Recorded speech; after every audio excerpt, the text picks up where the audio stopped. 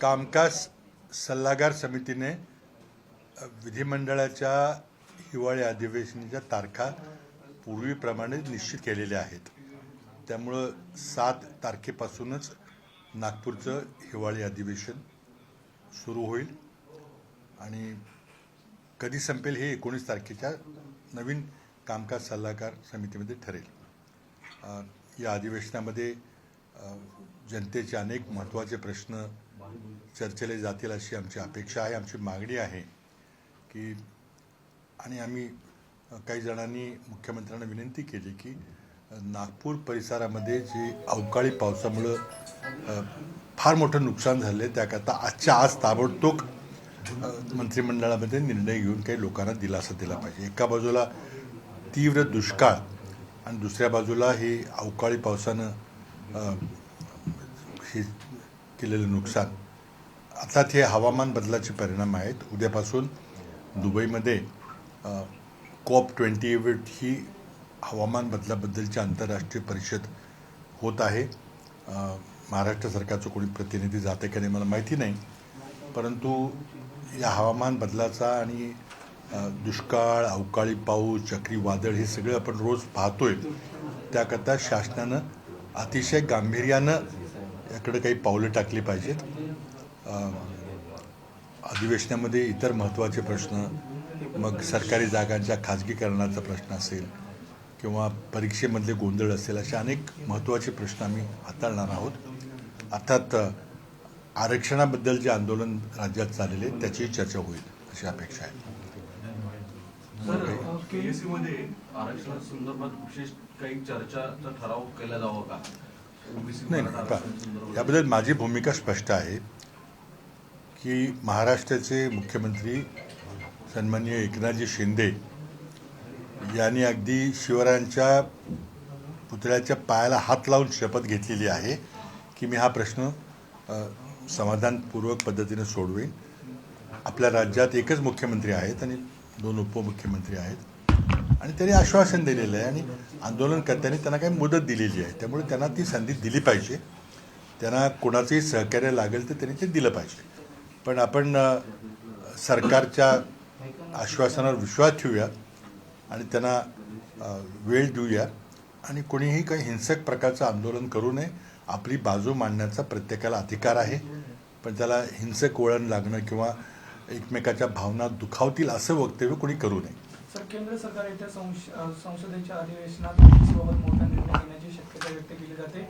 OBC विधेयक सादर करणं तसेच जातीय जनगणना करण्याची घोषणा करण्याची शक्यता आहे. पण जातीय जनगणना केली पाहिजे आमची पक्षाची अधिकृत मागणी आहे आणि आम्ही ज्या ज्या राज्यामध्ये आमचं सरकार येईल असेल आहे तिथं आम्ही त्या राज्यापुरती जातीय जनगणना करणार आहे. पण ते फक्त जातीय जनगणना नसेल तर ते एक सोशल आणि इकॉनॉमिक सेन्सस असेल. त्यामध्ये खूप व्यापक सेन्सस करावं अशी आहे. आमच्या पक्षाची ही मागणी आहे की 2021 जी सार्वत्रिक जनगणना झालेली नाही ती लवकरात लवकर घेतली पाहिजे. कोविडमुळं आपण ती करू शकलो नव्हतं. आता त्याबद्दल केंद्र सरकार काय निर्णय घेते ते दिल्लीत ठरेल. सर, विखे पाटलांनी टीका करता म्हटलंय की राज्यात जिथे जिथे काँग्रेसची हार झालाय आणि त्यासोबत महाराष्ट्रातले सरकार घालवण्याचा मागे पृथ्वीराज चव्हाण आहेत. नाही, तर तो त्यांचं व्यक्तिगत मत आहे. ते मंत्रिमंडळातील माझे सहकारी मंत्री होते, त्यांना ते मांडायचा अधिकार आहे. त्यांनी कुठल्या पक्षात जावं, कुठल्या पक्षावर टीका करावी, कुठल्या पक्षात त्यांनी पाठिंबा द्यावा, त्यांचा अधिकार आहे. त्यावर मी काही बोलणार नाही. आता राजकीय परिस्थिती आपल्या सर्वांच्या समोर आहे. राज्य सहकारी बँकेबाबत मला कडक निर्णय घ्यावा लागला, त्यामुळे काही काळानंतर आमचं सरकार पडलं, याबद्दल काय? नाही बघा, सरकार आहे. मी पुण्याच्या एका कार्यक्रमामध्ये एक विधान केलं होतं की मी महाराष्ट्राच्या निर्मितीनंतर 50 वर्षानंतर पहिल्यांदा मराठा समाजाच्या आरक्षणाचा विषय हाती घेतला. मागासवर्गीय आयोगाने संख्यात्मक माहिती गोळा करायला नकार दिला. त्यामुळं मंत्रिमंडळाची एक उपसमिती नेमून आम्ही संख्यात्मक माहिती गोळा केली. ती माहिती गोळा करायला आम्हाला संबंध 2013चं वर्ष लागलं आणि त्या समितीचा अहवाल आल्यानंतर मंत्रिमंडळानं मराठा समाजाला 16% आरक्षण शिक्षणामध्ये आणि नोकऱ्यामध्ये देण्याचा निर्णय घेतला जुलै 2014 साली. आणि त्या निर्णयामध्ये माझ्या समवेत माझे मंत्रिमंडळाचे सहकारी सन्माननीय अजित पवार, सन्माननीय छगन भुजबळ, सन्माननीय विखे पाटील, सन्माननीय बाळासाहेब थोरात, सन्माननीय शिवाजीराव मोघे, श्री तटकरे, हे सगळे आमच्या त्या निर्णयात सहभागी होते.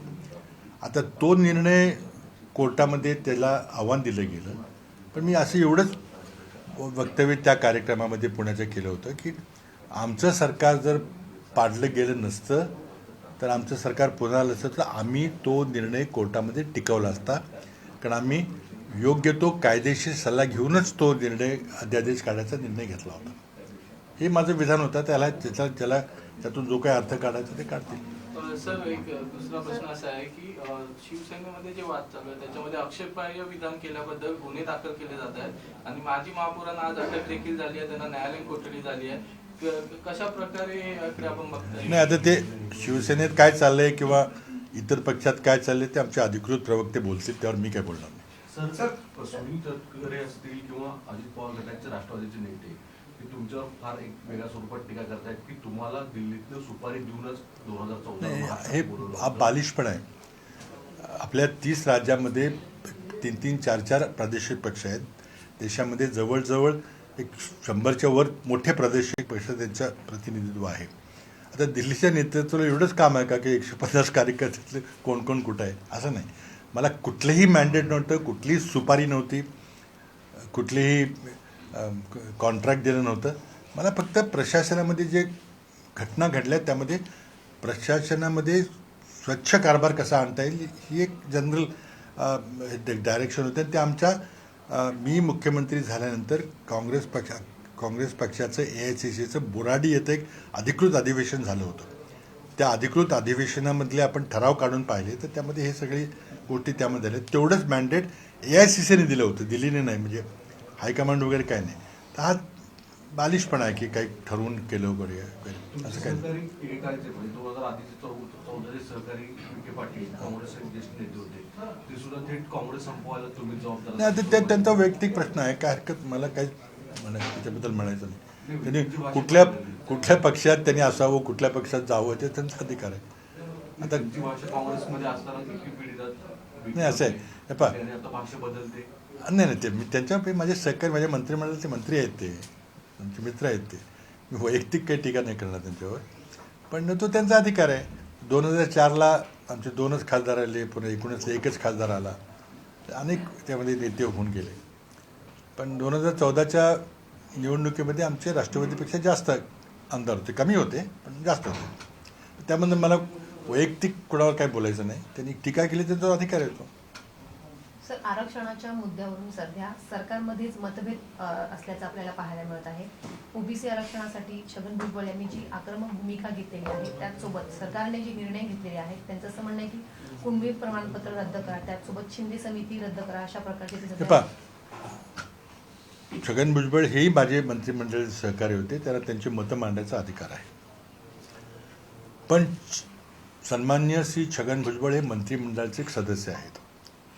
घटनेच्या 75व्या कलमानुसार आणि 164व्या कलमानुसार मंत्रिमंडळ हे सामुदायिकपणे विधानसभेला आणि लोकसभेला जबाबदार असते. एखादा व्यक्ती स्वतःची मतं इतक्या आग्रहपूर्ण मांडू शकत नाही. ते मंत्रिमंडळाचं मत आहे असंच घटनात्मक रीतीने समजलं जातं. त्यामुळे जे सन्माननीय भुजबळ साहेब बोलत आहेत त्याला मंत्रिमंडळाची मान्यता आहे असंच म्हणावं लागेल. किंबहुना मुख्यमंत्र्याच्या वतीने ते बोलत आहेत, त्यांचं वैयक्तिक मत असू शकत नाही, का ते मंत्रिमंडळाचे सहकारी आहेत आणि सामुदायिक जबाबदारीच्या तत्वाप्रमाणे अखंड मंत्रिमंडळ विधानसभेला म्हणजे महाराष्ट्राच्या जनतेला जबाबदार आहे. त्यांचं जे काही मतभेद असतील मुख्यमंत्र्यांच्या बरोबर शिंदे कमिटीबद्दल वगैरे ते त्यांनी मंत्रिमंडळाच्या बैठकीमध्ये आज होणारे जिथं मांडलं पाहिजे, जनतेसमोर मांडून सामाजिक सद्भावना बिघडवायचा प्रयत्न करू नये अशी माझी सर्व नेत्यांना नम्र विनंती आहे. जे तुमची मतं असतील तुम्ही कॅबिनेट मंत्र्यांनी कॅबिनेटमध्ये मांडली पाहिजेत, पण तुम्हाला त्याचा राजकीय उपयोग करून घ्यायचा असेल, स्वतःचं राजकारण करायचं असेल तर ते दुर्दैवी आहे. सर, बिहारप्रमाणे महाराष्ट्र सरकारी आरक्षणाची टक्केवारी वाढवणार का येत्या हिवाळी अधिवेशनात याची? आता ते मुख्यमंत्री ठरवतील ना, मी कसं ठरवणार? सर हिंदी में जानना चाहेंगे सर, आपने कुछ कल एक स्टेटमेंट दिया था कि if NCP would not have withdrawn its support then the reservation issue would have solved, what was that, if you could just tell. देखिए, मैंने ये कहा था, एक स्टेटमेंट ऑफ फैक्ट था मेरा, जो शायद कई लोग वो इतिहास भूल गए हैं। महाराष्ट्र की निर्मित के बाद 50 साल तक ये मुद्दा ऐसे ही चलता रहा। आप सब जानते हैं कि छत्रपति शाहू महाराज ने कोल्हापुर में 1902 में पहली बार मराठाओं को पिछड़ा घोषित करके उनको 50% आरक्षण दिया था, और कोल्हापुर स्टेट में वो पहली बार दिया गया था। इसलिए छत्रपति शाहू महाराज को देश में लोग सब मानते हैं। यूपी में तो उनके नाम से जिले बने हैं। तो ये मांग बहुत दिनों से चल रही थी। जो काका कालेलकर बैकवर्ड कास्ट कमीशन था, उन्होंने मराठाओं को बैकवर्ड घोषित करने से इनकार कर दिया, मंडल कमीशन ने भी इनकार कर दिया, लेकिन मांग खत्म नहीं हुई। तो जब मैं मुख्यमंत्री बन के आया था 2010 में, जब मैंने अनेक विषय थे मेरे सामने, उसमें से जब इस विषय को मैंने समझने की कोशिश की, तो हमने फैसला किया कैबिनेट में कि भाई इसकी सच्चाई जाननी चाहिए। तो हम बैकवर्ड कास्ट कमीशन, जिसके कि अध्यक्ष न्यायमूर्ति बापट थे, जस्टिस बापट उसके अध्यक्ष थे, उन्हें हमने गुजारिश की कि सुप्रीम कोर्ट ने कहा है कि अगर किसी को बैकवर्ड क्लास आरक्षण देना है तो आपको कुछ क्वांटिफाइबल डेटा ढूंढना पड़ेगा, पेश करना पड़ेगा। की वर्ड इज क्वांटिफाइबल डेटा। अब बापट साहब के पास हम गए तो बापट साहब ने कहा कि नहीं, मराठों को आरक्षण देने की कोई ज़रूरत नहीं है, जो मेरे हिसाब से गलत था। कैबिनेट ने उन्हें सिर्फ क्वांटिफाइबल डेटा इकट्ठा करने के लिए कहा था। निर्णय तो पॉलिटिकल कैबिनेट लेती है, लेकिन जब उन्होंने मना कर दिया तो फिर कैबिनेट ने फैसला किया कि मंत्रिमंडल का गुट, एक committee of the cabinet, sub committee of the cabinet was formed, और उस कमेटी को हमने मैंडेट दिया कि आप असलियत मराठा कम्युनिटी की सरकारी नौकरियों में और अन्य जगह में क्या असलियत है उसकी ढूंढिए। उन्होंने साल भर अभ्यास करके, उसमें काफ़ी मेरे ज्येष्ठ मंत्रिमंडल के सहकारी उसमें थे, उन्होंने 1 साल के बाद हमें रिपोर्ट दी। रिपोर्ट में दिखाया कि बहुत काफ़ी बुरी हालत है, और उसके चलते महाराष्ट्र कैबिनेट ने, मेरी कैबिनेट में जुलाई 2014 में फैसला लिया एक ऑर्डिनेंस के रूप में, जिसमें कि अजित पवार जी थे, छगन भुजबल जी मेरे मंत्रिमंडल में सहकारी थे, तटकरे जी थे, बाला साहब थोरा थे, विखे पाटिल जी थे, शिवाजीराव मोघे थे। इन सब ने मिलकर हमने फैसला लिया और मराठा कम्युनिटी को राज्य के इतिहास में पहली बार 16% आरक्षण देने का निर्णय लिया। अब स्वाभाविक है कि अगले दिन एक कोई व्यक्ति कोर्ट चला गया, हाईकोर्ट में एक याचिका दायर की, और मामला चल रहा था। 2 महीने में चुनाव थे। चुनाव में जो घटनाएं घटी उसका मैंने जिक्र किया था कि हमारा राष्ट्रवादी का और कांग्रेस का जो अलायंस था वो टूट गया इलेक्शन के एंड टाइम पर। और मेरा ये कहना है कि अगर वो इलेक्शन अलायंस नहीं टूटता तो हमारी सरकार फिर से आती, और हमारी सरकार, क्योंकि हमारे पूरे साउंड लीगल एडवाइस पे हमने वो अध्यादेश ऑर्डिनेंस निकाला था, हम उसको बचाते कोर्ट में।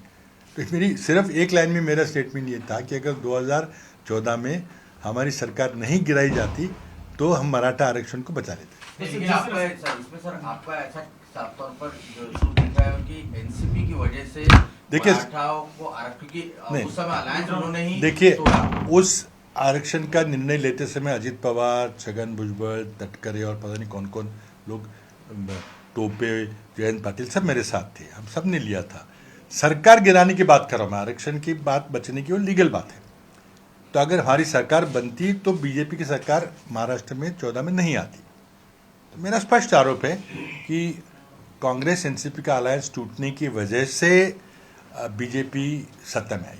पर सर, जिस तरह से छगन भुजबल जी अभी जो स्टेटमेंट दे रहे हैं रिजर्वेशन को लेकर, उसको किस तरह से देखते हैं? मैंने अभी जो स्पष्ट रूप से मराठी में कहा, देखिए, हमारे संविधान के अंतर्गत आर्टिकल 75 लोकसभा के लिए और आर्टिकल 164 के तहत मंत्रिमंडल सामुदायिक रूप से विधानसभा और लोकसभा को उत्तरदायी होता है। उसकी जवाबदारी होती है विधानसभा के ओर, पूरे मंत्रिमंडल की, यानी कि महाराष्ट्र की जनता की ओर। तो किसी मंत्री को अपना निजी राय रख सकता है वो, लेकिन हम तो यही सोचेंगे कि ये राय मंत्रिमंडल की राय है। तो जो भी भुजबल साहब कह रहे हैं उनको प्रकट रूप से नहीं कहना चाहिए, उनको मंत्रिमंडल में मुख्यमंत्री से झगड़ा करना चाहिए, जो करना है। कोई कमीशन बनाओ, कमीशन बिठाओ, रद्द करो, कुछ करो, जो करना चाहिए। और कई बार मंत्रिमंडल के ज्येष्ठ सदस्य है जैसे देवेंद्र जी, उन्होंने कुछ अपनी बातें कही हैं। तो मेरी उनसे गुजारिश रहेगी कि पब्लिक स्टेटमेंट करके आप महाराष्ट्र का सामुदायिक सौहार्द न बिगाड़ें। जो आपको फैसला लेना है, आप मंत्रिमंडल में हैं, आप मंत्रिमंडल में आप निर्णय लीजिए जो भी करना है। और दूसरी बात मैंने ये भी कही थी कि राज्य में एक ही मुख्यमंत्री होता है, और आज की तारीख में जब तक नार्वेकर साहब फैसला नहीं देते तब तक एकनाथ शिंदे जी महाराष्ट्र के मुख्यमंत्री हैं, और एक ही मुख्यमंत्री होता है। और जब मुख्यमंत्री ने छत्रपति शिवाजी महाराज के पुतले के सामने, स्टैच्यू के सामने पैर छूकर जब सौगंध ली है कि मैं मराठा आरक्षण का फैसला लूंगा जरूर, तो हम क्यों नहीं उनको समय देते? अब उन्होंने कुछ समय आंदोलकों को 24 दिसंबर का दिया है, उनको मौका दीजिए। अगर नहीं देंगे तो हम आगे बात करेंगे, और मुझे उम्मीद है कि शायद नागपुर की विधानसभा के सत्र में शायद इस पर चर्चा होगी।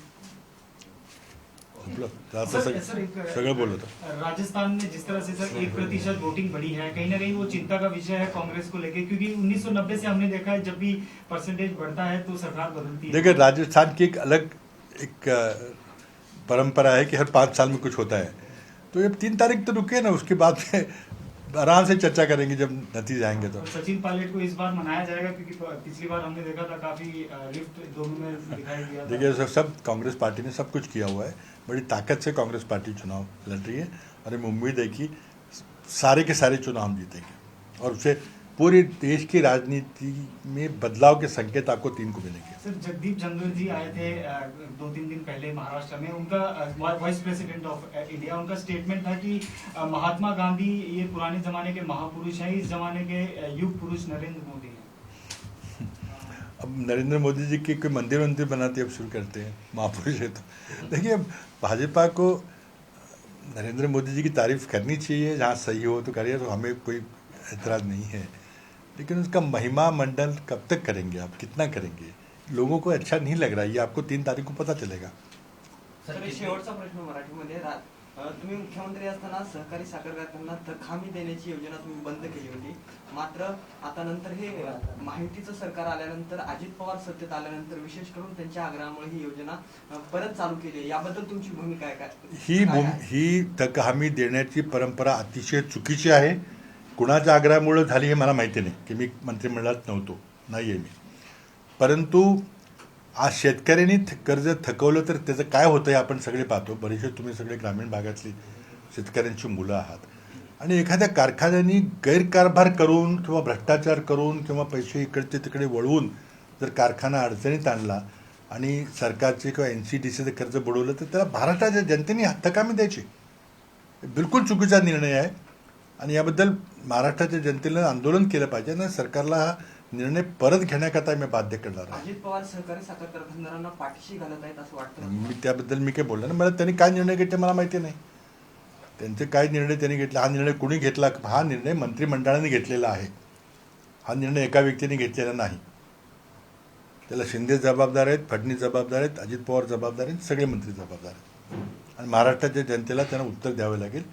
एखाद्या सामान्य शेतकऱ्याने एखाद्या म्हशीचं गाईचं कर्ज घेतलं, एखाद्या शेतीवर काही पीक कर्ज घेतलं, तरी फेडू शकला नाही, त्याची काय परिस्थिती होती, जिल्हा बँका वगैरे काय करतात हे आपण सगळं पाहिलेलं आहे। आता मोठे मोठे कारखानदार शेकडो कोटीचे कर्ज बुडवतात, कारखान्याचं व्यवस्थापन कशा प्रकारे करतात, कसे पैसे वळवले जातात, काय करतात, कसे खाजगी कारखाने विकत घेतले जातात, आणि त्यांनी बुडवलेल्या कर्जाबद्दल महाराष्ट्राच्या जनतेने थकामी द्यायची, महाराष्ट्र सरकारने थकामी द्यायची।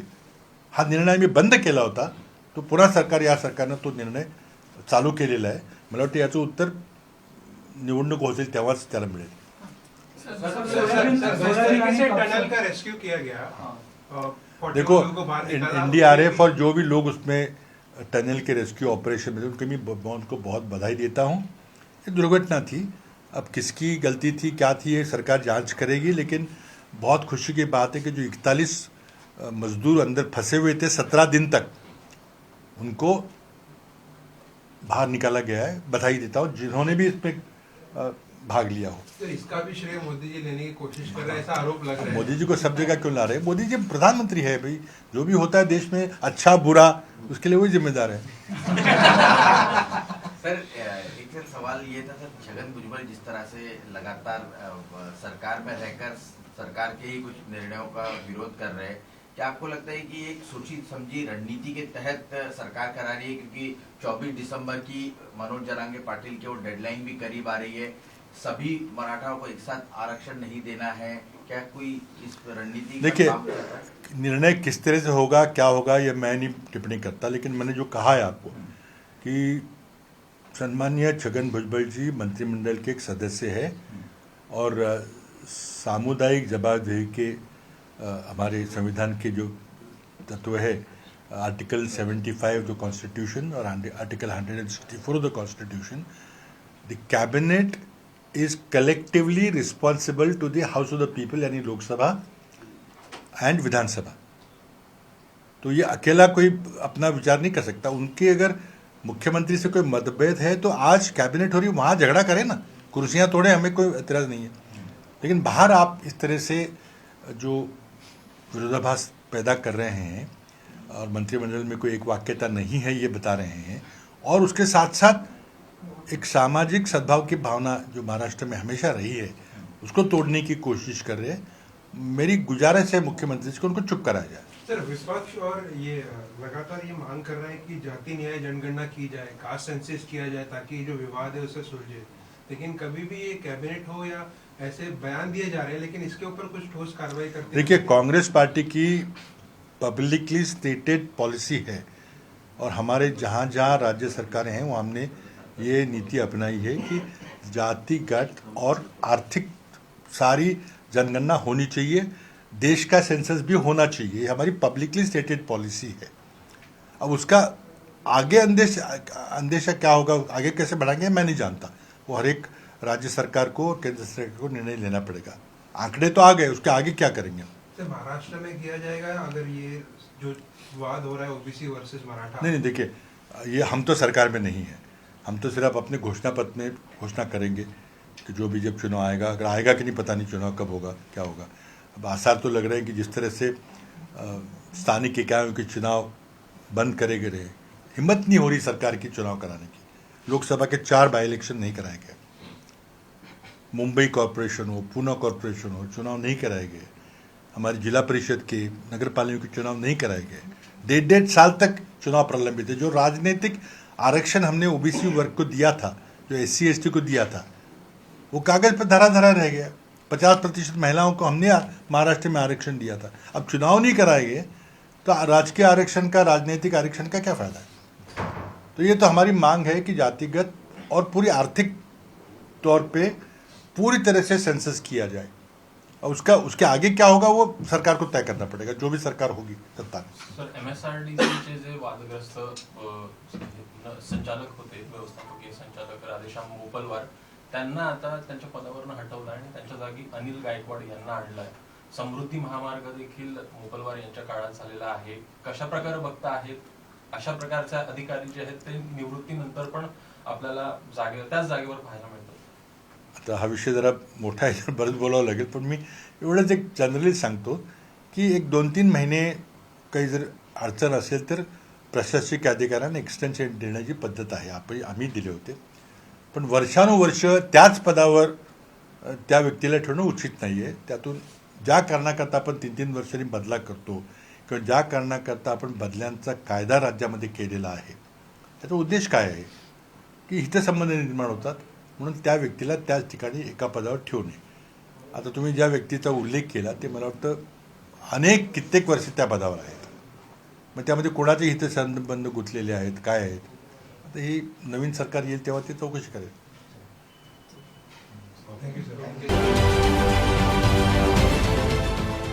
देश विदेशातील प्रत्येक घडामोडींचे लाईव्ह अपडेट मिळवण्यासाठी आता साम टीव्हीच्या सर्व सोशल मीडिया प्लॅटफॉर्मला लाईक, फॉलो आणि सबस्क्राईब करा। तसंच सर्व नोटिफिकेशनसाठी बेल आयकॉन प्रेस करायला विसरू नका।